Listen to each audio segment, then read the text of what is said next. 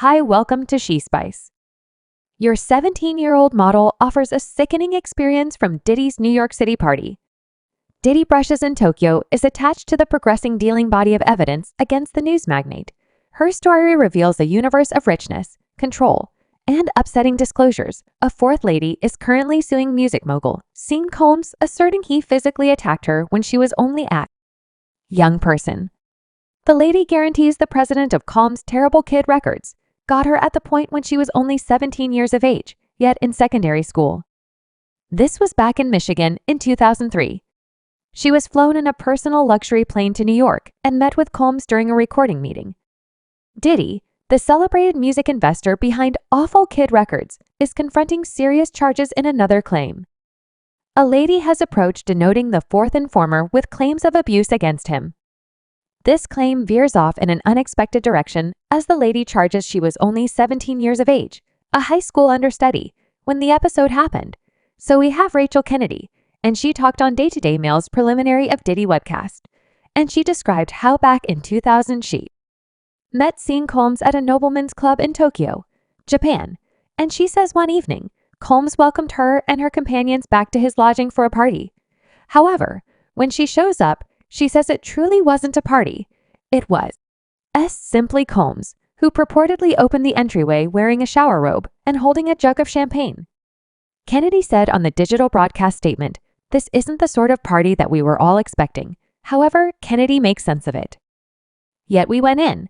We thought nothing strange in 2000. Rachel Kennedy, a previous Playboy model, professes to have met P. Diddy at a Tokyo respectable man's club, where she filled in as an artist. She was welcomed by Diddy to an alleged party at his inn.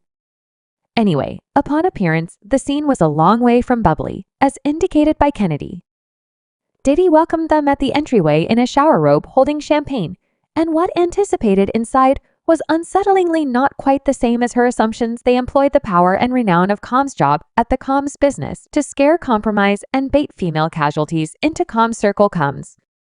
Then, at that point, utilized power dangers of power and compulsion to cause casualties to take part in expanded sex acts with male business sex laborers that Combs alluded to as in addition to other things. Freak-offs were intricate and created sex exhibitions that Brushes organized coordinated pleasured himself during and frequently electronically recorded freak-offs. Happened routinely here and there, endured several days and frequently involved numerous business sex laborers during freak offs. Brushes dispersed an assortment of controlled substances to casualties in part to keep the casualties devoted and consistent. Kennedy's record features the unmistakable inconsistency between Diddy's public persona and confidential activities she reviews. Diddy guaranteeing he didn't endorse substances yet carefully utilizing them himself. In another room, this stands out forcefully from charges in his arraignment, where examiners depict an example of intimidation, substance, conveyance, and coordinated abuse, all the while assuming a pretense of his persuasive realm. Changing from common music to gospel was no little accomplishment. He depicted it as two of a kind yet requiring a conclusive decision of devotion. He felt a heavenly bump to pick admirably and to adjust his gifts with a reason more prominent than notoriety or fortune. This shift likewise came during what he depicts as a heavenly abundance move. A second he accepts is urgent in human history, around what she depicted as little individuals do. They were dressed up as Japanese Barbies. I neglected the name. It's her something you can help me over here. It's a specific kind of bar in any case. I realize I know the name, however I failed to remember it. Yet, however, go on, so she made sense of that they were simply grouped around these little individuals. And I continued to push her, and she in the end said, "Look, they are little individuals who ought not be at a grown-up party." And I pushed her, and it was evident what she was saying is they were minors. Wallace portrayed the considered both strange and disrupting. Regardless of her wavering, she eventually distinguished these Harajuku Barbies as minors, igniting concerns about their contribution in grown-up parties. All she didn't observe were explicit demonstrations, including them the actual presence of minors among inebriated grown-ups, raised warnings. The party she guarantees proceeded into the early hours of the morning, displaying a culture of overabundance and sketchy conduct. Now she didn't have the foggiest idea anything explicit that was happening with them other than that grown-ups were sort of clustered around them. Yet, she recounted what was happening at the house even at 7 in the morning. This thing obviously seethed throughout the evening long. You know, it's astounding TMZ generally gets such extraordinary scoops. And this one may be one of your best too. You snagged one of the oddity off tapes your makers have seen it. The portrayal is, and I'll state it, it's pornography. Coordinated by Diddy himself. In another chilling turn, a previous male laborer asserts being traveled to different areas, counting Miami and New York, under dubious conditions. He asserted to have taken part in confidential experiences organized by brushes, some including outsiders, however portrayed as consensual. The transportation of people across state lines for such exercises has raised potential dealing concerns. This lines up with more extensive claims, including inebriation, double dealing, and pressure. What's more, a male sex specialist truly kind of strolls through what occurred in the encounters that he had. They didn't sound unlawful, yet they sure appear to comport with a ton of different stories that have been told. Better believe it. This was a trio. What you would get some information about before around Tanya Wallace. She said there were more than 100 individuals at that party, including something like 4 big names. Yet this what you're referring to now was a trio, and that is something that the U.S. lawyer even referred to,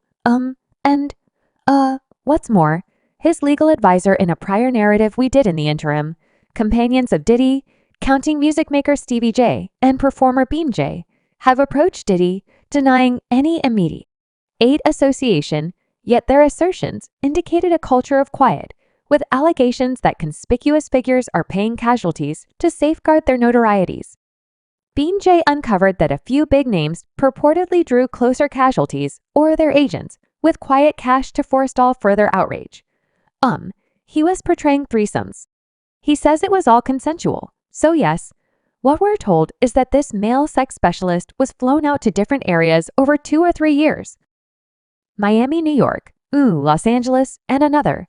And they would meet in lodgings, and Diddy would frequently watch as he would have intercourse with this lady, who was related to Diddy. So, that is by all accounts what the federal authorities are seeing right currently in the wording of supposed sex dealing on the off chance that they are shipping someone as the legitimate spotlight, strengthens prominent attorney Tony Busby, addressing more than 120 asserted casualties, affirming that interest letters have been shipped off to different parties. The gravity of these charges features an expected retribution for those embroiled in these upsetting events. Now remains how extensive is the organization of empowering agents, and will equity win for the casualties? Ciancom remained in Times Square and was given a key to New York City today. He's been prosecuted and will face equity. He's managed each challenge in his life, and he's not blameworthy. He's guiltless of these charges for me, and I think a ton of other individuals in this industry. I mean, it's everything a shock. A year prior, Shay comes, stood gladly in Times Square, holding the way to New York City. It was a snapshot of celebration for the hip bounce magnate representing his influence on culture and business. As yet today, the story has taken a more obscure turn. Combs has to deal with serious penalties, and keeping in mind that his legitimate group keeps up with his guiltlessness, the case vows to reveal insight into controversies that have waited in the shadows. Hello everyone, I'm Jesse Weber. What's more, welcome to Prime Wrongdoing, where we separate probably the most convincing, furthermore, vital, genuine wrongdoing cases from the nation over. Hollywood superstars are no more interesting to contentions, and they can frequently become focuses due to their high-profile status. However, with a few charges currently whirling around a popular music maker and hip-hop symbol, he might need to before long recognize the cold, hard reality himself for quite a long time. Diddy was equivalent with progress utilizing his domain to shape music style, and then some, yet his claims mount the brakes in his inheritance are difficult to disregard. U.S. lawyer Damian Williams has charged the 54-year-old with serious violations, charging an example of unfortunate behavior, including business partners, and subscribe She Spice for more videos.